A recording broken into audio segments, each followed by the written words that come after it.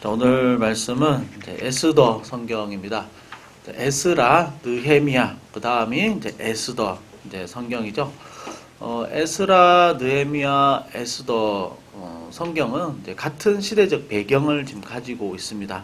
어떤 시대적 배경이냐면 앞에서 쭉 보았던 이스라엘이 포로로 끌려갔던 시기죠. 그리고 포로로 다시 돌아오는 이 시기 안에 같이 쓰여진 이 말씀이 에스더 성경입니다. 조금 더 자세히 보면 에스라, 느헤미야 그 시대 사이쯤 되는 이 시대 사람이 이제 에스더인데요. 이제 앞에서 봤지만 에스라가 2차로 포로 귀환을 했죠. 그다음에 느헤미야가 3차로 왔고요. 그 에스라가 포로 귀환할 때 왕이 아닥사스다 왕이었습니다. 근데 이 아닥사스다 왕 바로 앞에 있던 왕이 아수에로 왕이었고 아수에로 왕 때 이 에스더가 이제 활동을 했던 거죠. 근데 아수에로 왕은 페르시아 역사에서 아주 중요한 왕입니다. 그 헤로도토스의 페르시아 전쟁사라는 책에 보면 약 3분의 1 분량, 아주 많은 분량을 이 아수에로 왕에 대해서 할애를 하고 있는데요. 아주 용감한 전사였고 또 나라를 효율적으로 잘 통치한 사람으로 나오고요. 또 우리가 뭐 영화에서 가끔 봤던 그 스파르타를 제압을 하고 아테네를 한때는 점령까지 했었던 아주 강력한 또 힘을 가지고 있었던 왕이 바로 아수에로 왕이었습니다. 근데 아수에로 왕은 이제 에스라가 있던 당시 왕보다 바로 앞에 있던 왕, 그러니까 아수에로 왕 다음에 에스라 때 아닥사스다 왕, 이제 이렇게 이어지는 거죠. 근데 이 에스더 성경은 아주 독특한 성경입니다. 10장까지 이어져 있는 성경인데요. 이 성경에는 단 한 번도 하나님, 여호와 이런 말이 한 번도 나오지 않습니다. 대신에 페르시아 왕이란 말이 190번에 나옵니다. 그리고 에스더나 모르드게가 주인공인데 이 사람들이 하나님의 음성을 들었다, 또 말씀을 받았다, 또 혹은 그 흔한 뭐 신앙인들이 하나님 앞에 아뢰는 그 기도의 내용들까지도 하나도 없습니다. 더 나아가서 이 위기에서 하나님이 이스라엘 백성들을 기적적으로 구해주셨다. 또 이들을 어떻게 역사를 하나님이 직접 개입하셔서 하셨다. 이런 내용이 전혀 없는 성경입니다.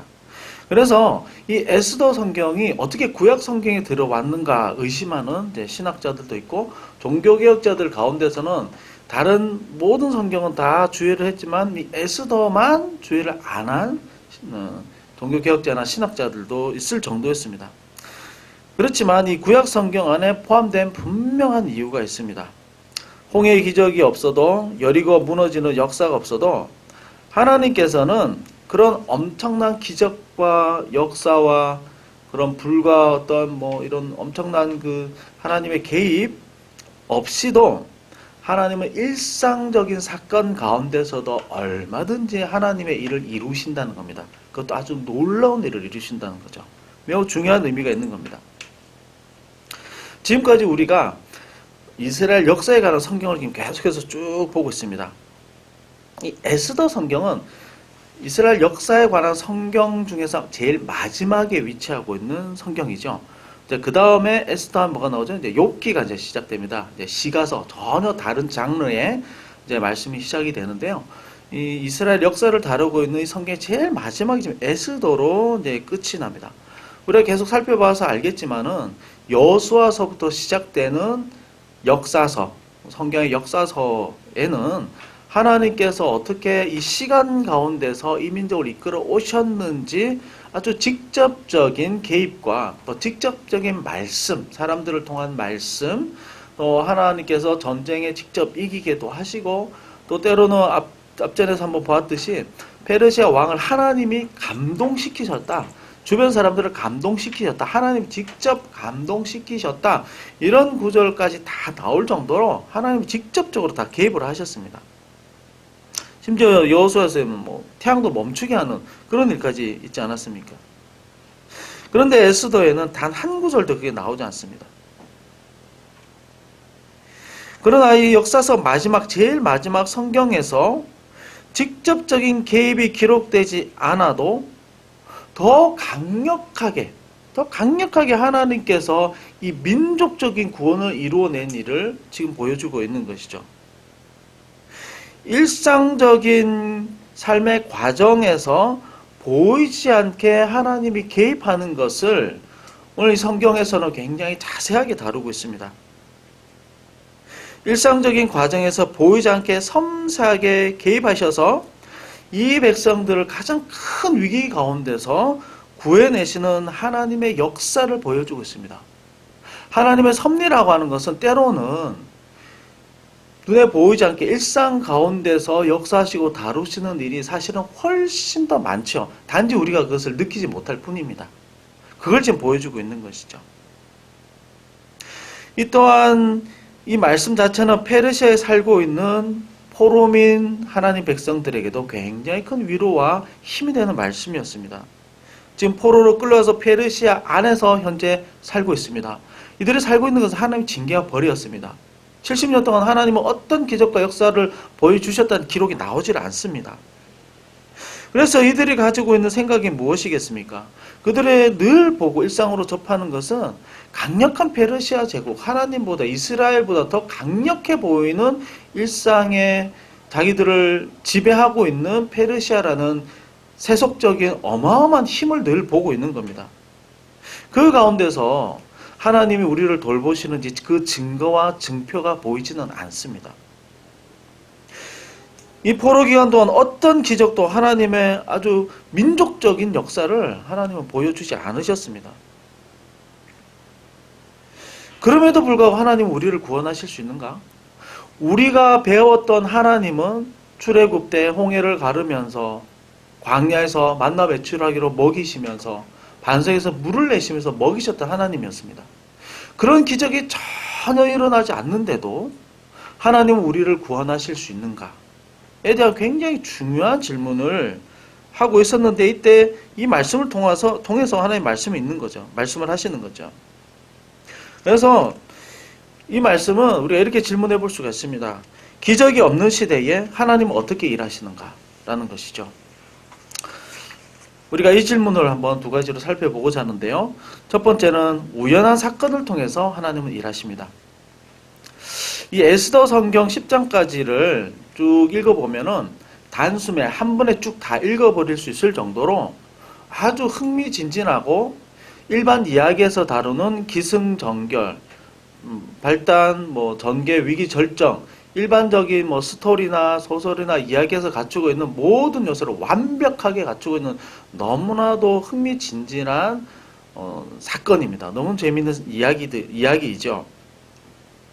오늘 6장 말씀을 잠깐 보았는데 1장에서 5장까지 내용을 보면 요약해드리면 잠깐 이렇습니다. 페르시아 왕 아수에로 왕이 있었는데 이 사람이 자기 왕 와스디라는 사람을 너무너무 사랑하고 너무너무 예뻐했죠. 그래서 이 와스디를 사람들 앞에 이제 자랑하고 싶었습니다. 신하들을 다 모아놓고 당신의 이 아름다움을 사람들에게 한번 좀 보여줍시다. 내가 당신 너무 예뻐서 당신만 내가 보고 있기에 좀 아깝습니다. 아마 그랬겠죠. 그래서 사람들을 모아서 이제 큰 잔치를 벌려서 이 와스디를 초대를 했는데 나오라고 했는데 이 왕후 와스디가 어떻게 합니까? 저 가기 싫습니다. 저 못 나가겠습니다. 이 준비 다 해놓고 잔치를 다 벌였는데 파티를 열어놨는데 이 아내가 안 나오겠다는 거, 왕후가 안 나오겠다는 겁니다. 이 페르시아 왕이 아수에로 왕이 갑자기 이제 화가 난 거죠. 아니 당신을 위해서 이렇게까지 내가 준비를 다 했는데 한번 나와서 그 얼굴을 한번 보여주는 거, 당신의 아름다운 자태를 한번 이렇게 한 번만 이렇게 뽐내주는 거, 그냥 사람들 앞에 그냥 이렇게 걸어다니고 얼쩡거리는 것도 어려워? 해서 아주 격분을 하게 되죠. 그래서 어느 정도 화가 났냐면 이 신하들을 모아가지고 앞으로는 이 나라에 이런 일이 있어서는 안 된다. 그래서 127도 전국에다가 조서를 내리죠. 앞으로 모든 여성들은, 결혼한 여성들은 남편을 업신여기지 말라라는 그 공문을 이제 보내게 되죠. 그 정도로 이제 아수에로 왕이 너무너무 화가 났습니다. 그래서 이 와스디 왕후를 폐위시켜버리죠. 당신은 왕후의 자격이 없어 하면서 이제 쫓아버립니다. 그 자리가 비니까 이제 왕후를 이제 뽑아야 되겠죠.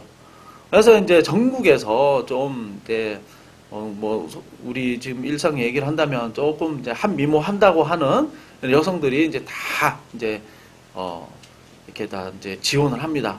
그 지원한 사람 중에 한 사람이 바로 이제 에스더였죠.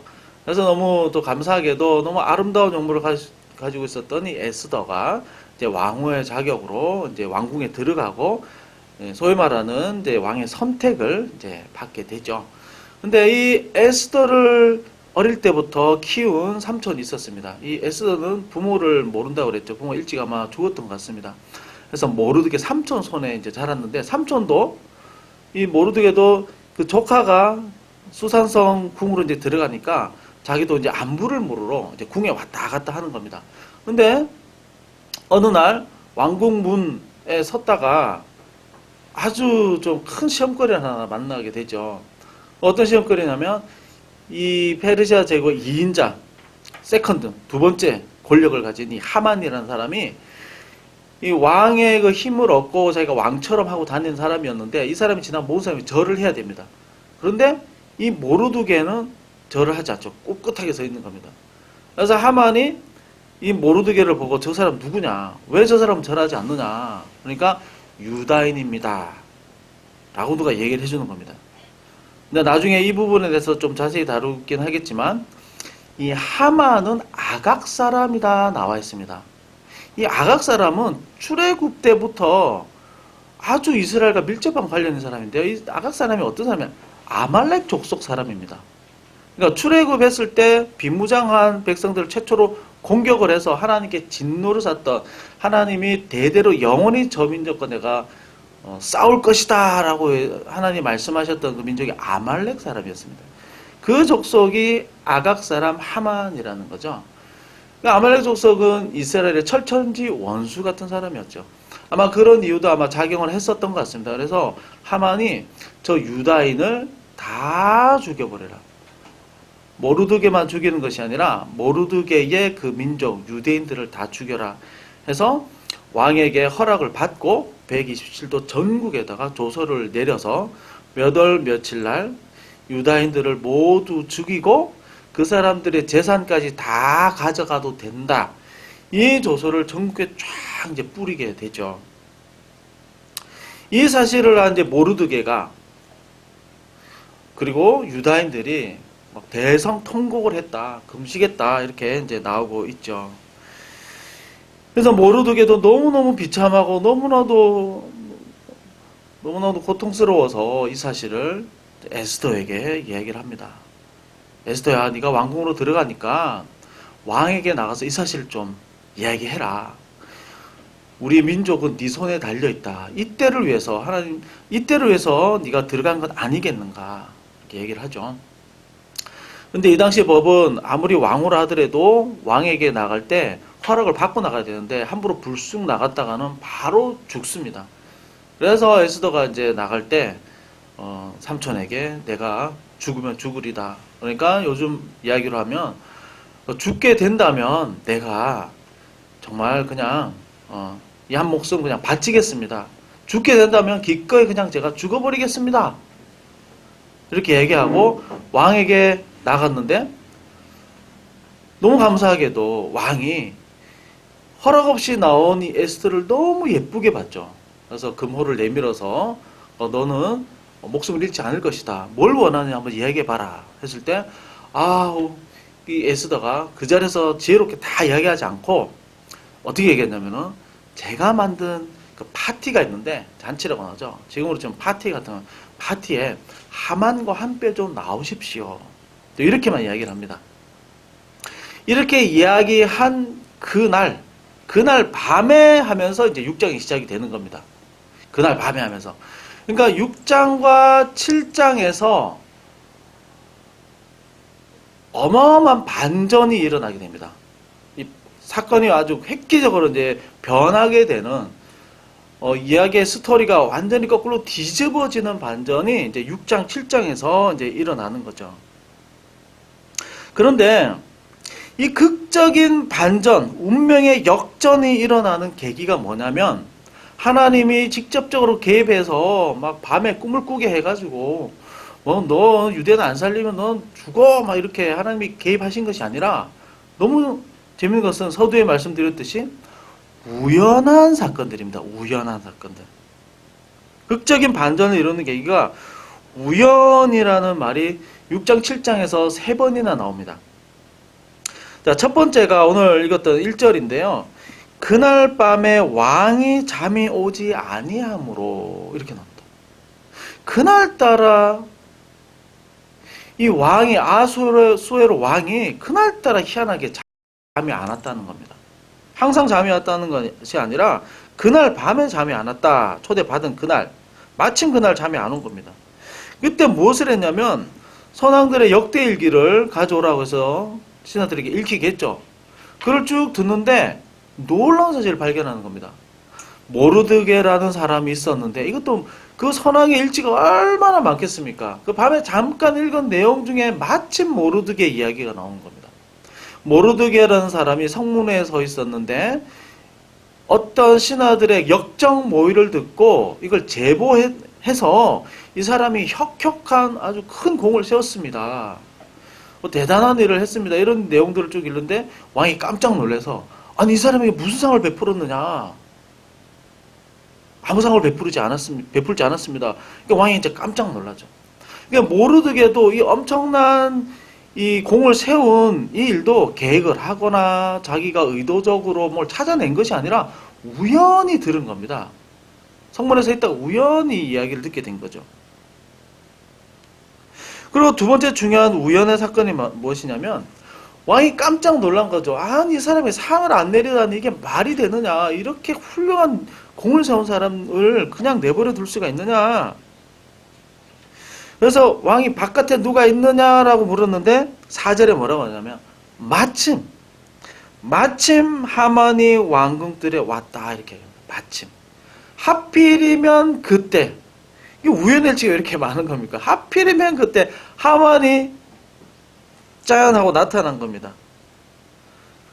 그래서 하만에게 이제 묻습니다. 이러이러한 사람이 있었는데 상을 좀 주고 싶다. 어떤 상을 줘야 되겠느냐? 그러니까 이 하만이 자기 보고 하는 얘기인 줄 알고 자기가 얻고 싶은 가장 큰 상을 이야기하는 거죠. 이런 훌륭한 사람에게는 왕복을 입혀가지고 왕이 타는 말을 타게 해서 그러니까 지금으로 치면 카 퍼레이드를 해야 됩니다. 그것도 가장 높은 신하가 이 말을 끌게 하고 이 모든 사람들의 환호성을 듣고 칭찬을 받으면서 영광을 받으면서 퍼레이드를 시켜야 됩니다. 자기가 그럴 줄 알고 이야기를 한 거죠. 이것도 나중에 엄청난 또 극적인 반전을 가지고 오죠.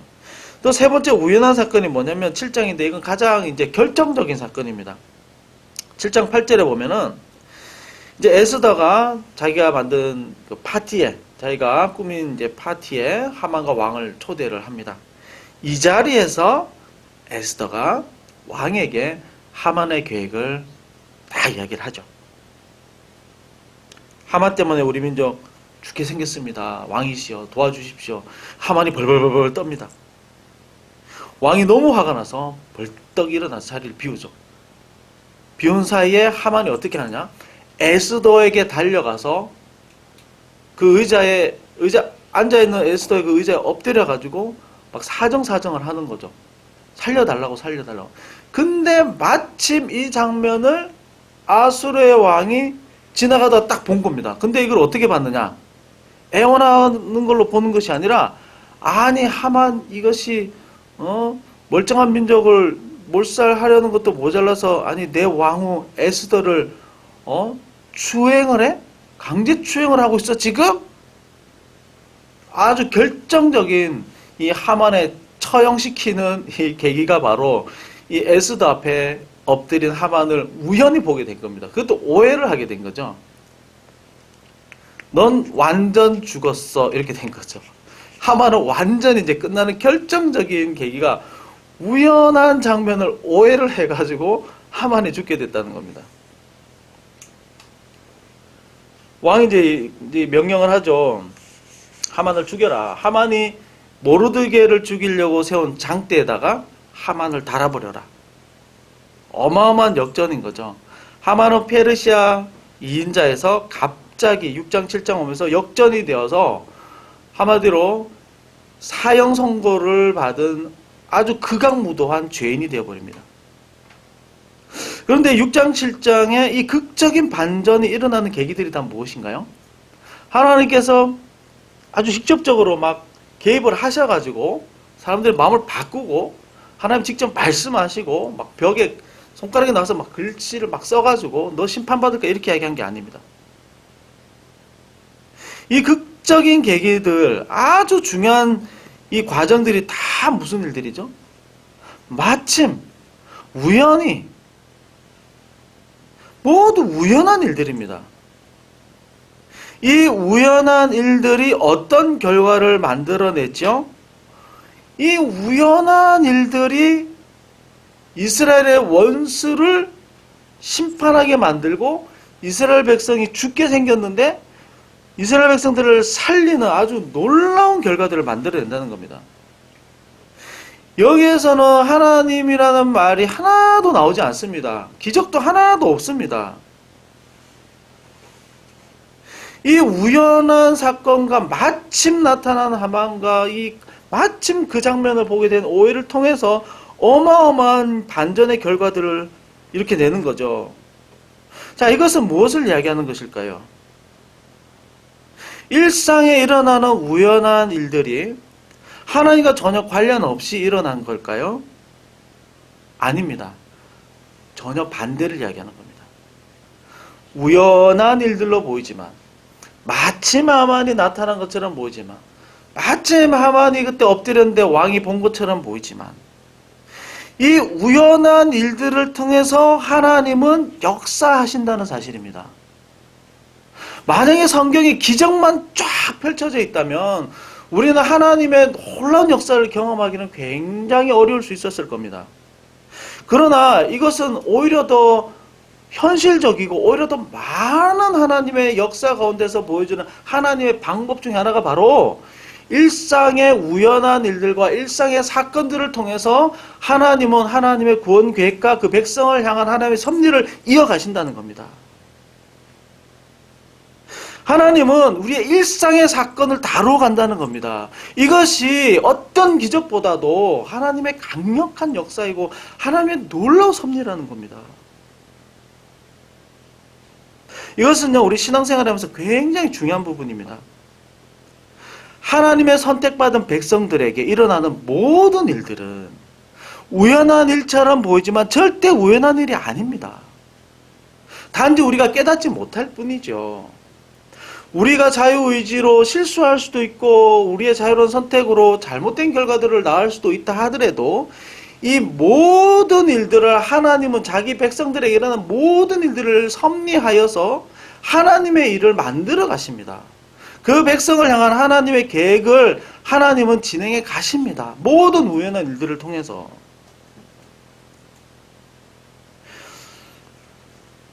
그럼 우리는 이렇게 생각합니다. 내가 계획한 대로, 내가 기도한 그대로, 내가 하나님 앞에 꿍꿍 그대로 다 계획대로 됐으면 좋겠죠.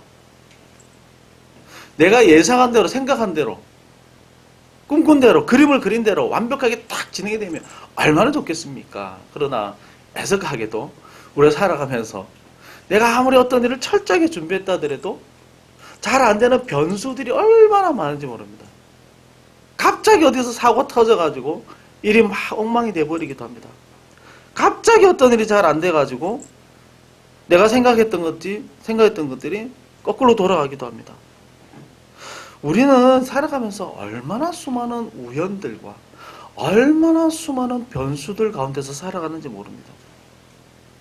이것을 미리 내다본다? 미리 예측한다? 그것은 불가능하죠. 이것은 불가능한 일입니다.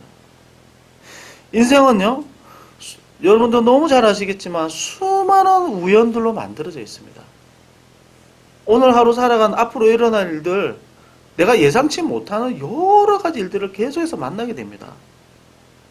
그럼 하나님은 우리의 일상 가운데 이 우연한 일들과 전혀 상관이 없을까요? 절대 그렇지 않습니다. 모든 우연들을 하나님은 자기 선택한 백성에 일어나는 모든 우연들을 반드시 여러분 사용하십니다. 예상치 못한 일을 통해서 하나님은 얼마나 큰 일을 이루시는지 모릅니다. 우리는 단지 운이 없어서, 때로는 운빨이 좋아서라고 이야기할 수 있겠지만, 그것은 하나님의 입장에서 볼 때는 그것은 자기 백성이 일어난 일을 다루거나 하나의 과정일 뿐인 겁니다. 룻기서에 보면은 시어머니 나오미 따라가지고 룻이 이스라엘 왔지 않습니까? 먹고 살아야 됩니다. 자손도 이어야 됩니다.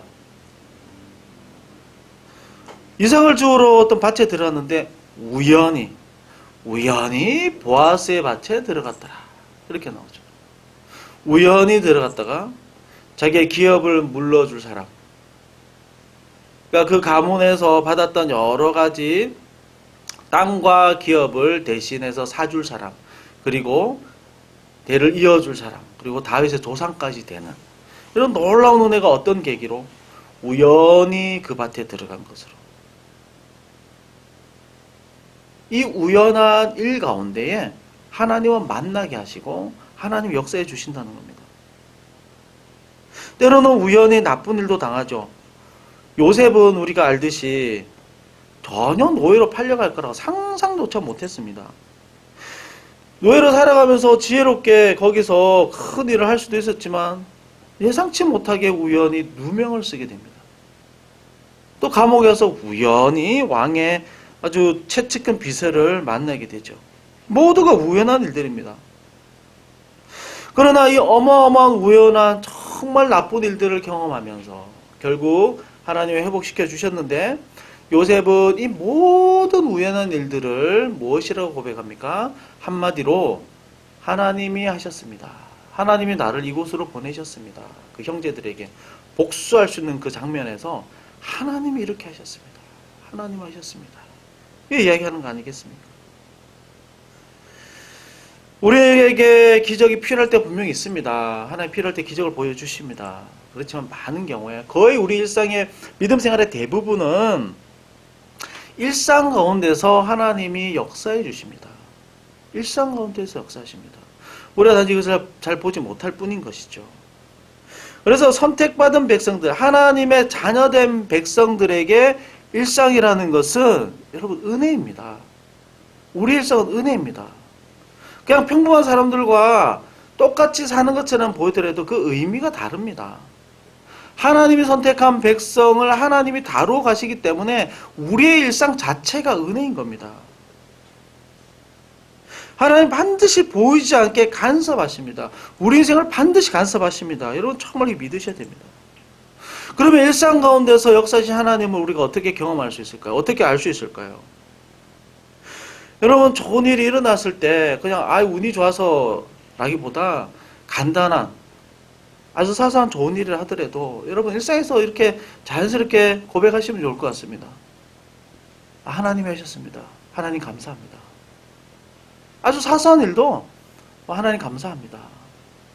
여러분 늘 좀 고백하셨으면 좋겠습니다.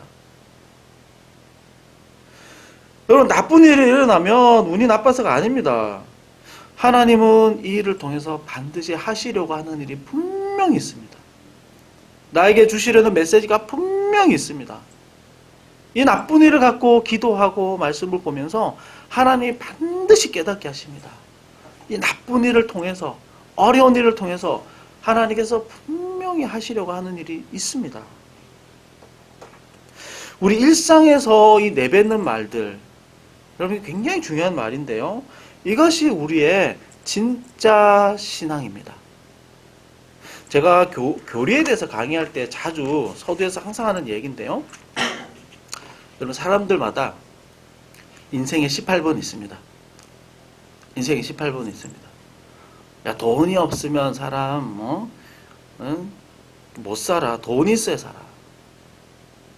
믿음 생활을 하면서 우리가 쉽게 친구들이나 가족에게 그냥 쉽게 툭툭 자주 내뱉는 말들이 있죠. 야 성공해야 무시 안 당해. 야 똑똑해야 무시 안 당해. 너 사회가 얼마나 험한지 알아? 너 실력이 있어야지 무시 안 당해. 늘 가까운 사람에게 누군가 늘 이렇게 얘기했다면 이것은 이분의 인생의 신념이면서 더 나아가서 이것이 이분의 교리입니다. 종교적인 교리입니다.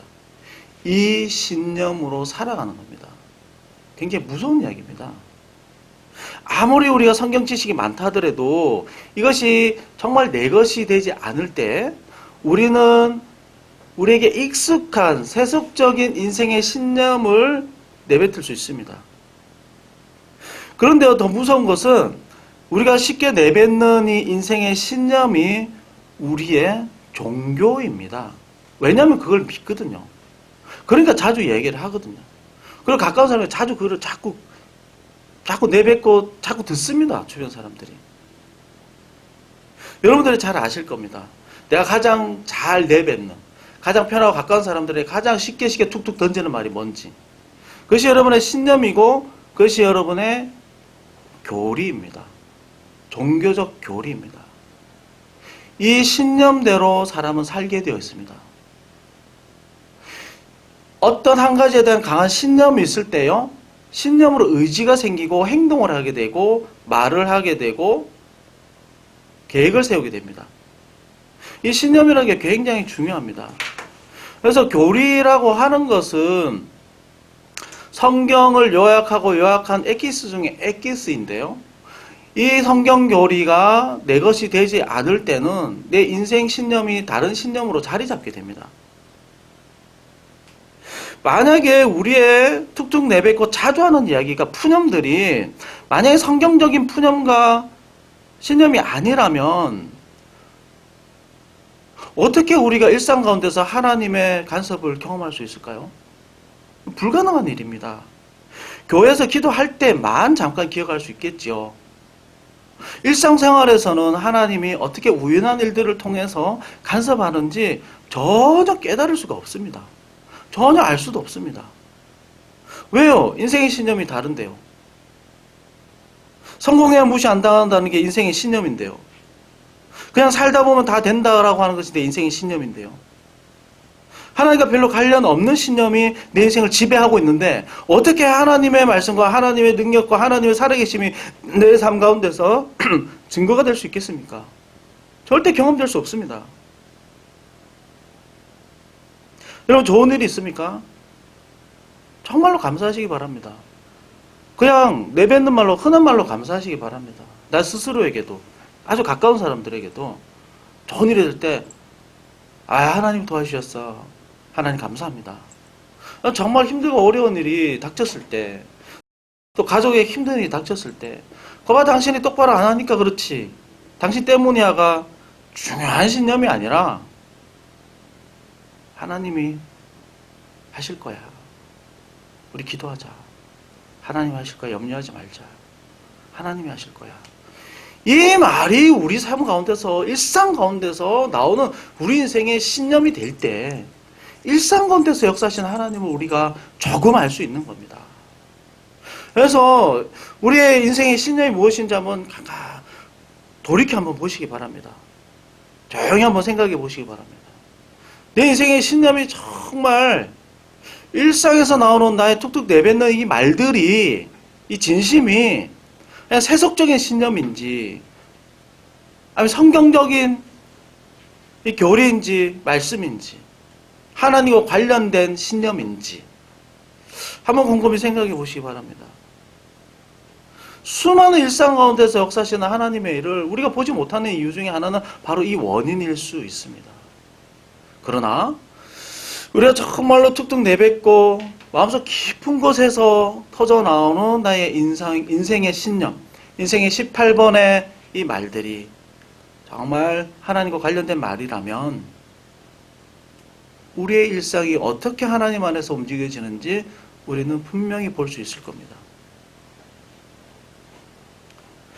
그래서 오늘 말씀을 통해서 여러분 꼭 한번 좀 다짐하셨으면 좋겠고 저도 다시 좀 돌아보게 됩니다. 재수가 없어서 내가 잘못 태어나서 내가 이렇게 힘든 것이 아니라 하나님이 하실 일이 있기 때문에 부모 잘못 만나서 내가 이 지경에 누가 뒷바라지 못해줘가지고 내가 이렇게 된 게 아니라 부모 탓이 아니라 하나님이 하실 일이 있으니까 이렇게 어려운 저지를 하나님 허락하신 겁니다. 하나님 뭔가 하시겠지. 여러분 스스로 그냥 계속해서 여러분 무의식 중에 좀 이렇게 툭툭 나왔으면 좋겠습니다. 하나님이 어떻게 하실까? 하나님 하시겠지. 힘들지만 하나님 기도하라고 하시나 보다. 기도하라 하시납니다. 여러분, 이게 누가 제일 잘 알까요? 가까운 사람들이 제일 잘 압니다. 제일 가까운 사람이 제일 잘 압니다. 여러분, 이 말이 정말로 여러분의 일상 가운데 역사하시는 하나님의 고백이 여러분의 인생에 진짜 신념이 되기를 정말로 축원합니다. 정말로 축원합니다. 그러면 하나님이 분명히 오늘 말씀에 근거해서 어마어마한 역전의 기회를 만들어내실 겁니다. 역전의 기회를 분명히 만들어내실 겁니다. 자, 우리 두 번째로 보겠습니다. 기적 없는 시대 하나님 어떻게 일하시는가. 두 번째는 역전을 통해서 하나님 계획 이루십니다. 이 에스더 성경이 너무나도 흥미롭고 스펙타클하고 재밌는 이유 중에 하나는 뭐냐면은, 읽다 보면은 모든 사람들의 위치가 다 극적으로 뒤바뀝니다. 그러니까 땅바닥에서 하늘로 올라가고 하늘에 있던 사람이 땅으로 떨어지는 이 어마어마한 극적인 반전들이 막 계속해서 일어나는 겁니다. 그래서 얘기가 더 흥미롭고 더 재미있는 거죠. 더 스펙타클한 겁니다. 또 어떻게 역전들이 일어날까요? 자, 모르드게는 포로민이었고 굉장히 어렵게 살던 사람이었습니다. 성문에서 그냥 왔다 갔다 하던 사람이었습니다. 근데 모르드게의 신분이 완전히 바뀌죠. 하만이 죽고 왕 바로 밑에 2인자로 신분이 바뀌죠. 에스더는 뭐 까짓거 죽죠. 뭐 한번 죽죠 하고 갔는데 안 죽습니다. 안 죽고 최고의 그 왕후들 중에서도 최고의 자리로 올라갑니다. 이거 완전히 역전되죠. 하만은 페르시아 제국 2인자였습니다. 왕처럼 행동하는 사람이었고 못 누릴 것이 없는 사람이었지만 이 자기의 계획에 틀통이 나가지고 사형수의 신분으로 전락을 해버리죠. 그리고 바로 죽게 됩니다. 하만이 모르드게를 달려고 만든 높은 장대가 있죠. 이 장대를 모르드게를 달려고 만들어 놨는데 이 장대를 만든 본인이 달려버립니다. 어마어마한 반전이죠. 왕이 내린 반지가 있습니다. 2인자들만 끼는 반지가 있습니다. 이 반지를 하만이 끼고 있었는데 하만이 죽고 나서 이 반지를 누구에게 줍니까? 이 반지는 모르드게의 몫이 되어버립니다. 유다인들, 이 페르시아에 살고 있는 하나의 백성들은 심판받아서 이 하만 때문에 모두 몰살당할 위기에 처하죠. 몇 월 며칠 날 다 죽게 생겼습니다. 근데 이 위치가 완전히 역전이 돼서 유다인을 죽이려고 했던 유다인들의 원수를 7만 5천 명을 오히려 죽이는 위치에 서게 됩니다. 유다인들은 사장에서 자기들이 죽게 돼서 애통하며 금식을 했습니다. 모두 애통하며 금식했지만 8장에서는 유다인들은 모두 모여서 잔치를 벌이게 됩니다. 잔치를 했다 나오죠. 파티를 하게 됩니다. 이 사람들이 죽게 된 날이 부림절이었습니다. 부르, 제비를 뽑다라는 말인데 이 부림이라는 제비를 뽑은 날은 죽음의 날이었습니다. 죽음의 날이 무슨 날로 바뀌죠? 축제의 날로 바뀝니다. 어마어마한 반전들의 이야기들이 얼마나 많은지 모릅니다. 이 모든 역전을 어떻게 이루셨습니까? 일상의 우연이라는 사건을 통해서 하나님이 이루셨습니다. 사람들은 그럽니다. 우연을 운이라고 말하죠. 사람들은 운이 좋아서 그렇답니다. 그러나 우리는 무엇입니까?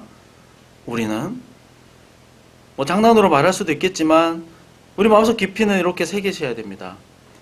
하나님 자녀들에게는 하나님의 섭리라고 부르는 겁니다. 우연을 일반 사람은 운이라 부르지만 우리는 하나님의 섭리라 부르는 겁니다. 이런 이 이야기와 글 속에 나타나는 운명의 역전의 이 부분들을 이 문학이나 또 소설을 쓰거나 이런 문학적인 기법에서는 이걸 뭐라고 그러냐면은 페리페테리아라고 부릅니다. 페리페테리아. 운명의 역전이라고 부르는 겁니다. 아리스토텔레스의 시학에 나오는 말인데요. 연극이나 소설이나 드라마에서 가장 긴장과 몰입을 주는 요소가 바로 이 운명의 역전, 페리페테리아라는 용어입니다. 우리의 인생을 만약에 연극이라고 한다면, 사실적인 연극이라고 한다면 하나님께서 시작하신 연극입니다.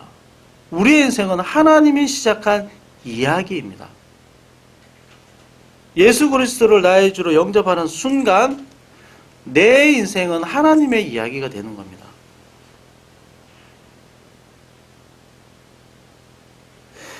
진실로 우리가 일상 가운데서 하나님을 정말로 인생의 우리의 18번으로 또 인생의 신념으로 고백할 때 하나님은 우리 인생 가운데 있는 수많은 이야기들의 역전을 보게 하실 겁니다. 반드시 보게 하실 겁니다. 우연한 사건들을 통해서 하나님은 선택한 자녀를 이끌어 가실 뿐만 아니라 구원에 이르게 하시고 하나님의 살아계심을 반드시 드러내고야 마시기 때문입니다. 여러분, 우리의 일상이 정말 하나님의 손에 있다는 것을 여러분 정말 확신하고 믿으시기 바랍니다. 정말로 믿으시기 바랍니다. 그럴 때 보이지 않는 손길이 어떻게 우리의 삶을 붙들고 하나님께서 인도하시고 이끌어 가는지 여러분 분명히 알게 되실 겁니다. 비록 기적이 보이지 않는다 하더라도 수많은 일상 가운데서 하나님이 함께 하시고 또 하나님이 우리의 삶을 다루어 가시는 것을 여러분 일상의 고백을 통해서 여러분 누리시고 또 여러분들께서 이 일을 통하여서 하나님께 영광 돌리시기를 주님의 이름으로 축원드립니다.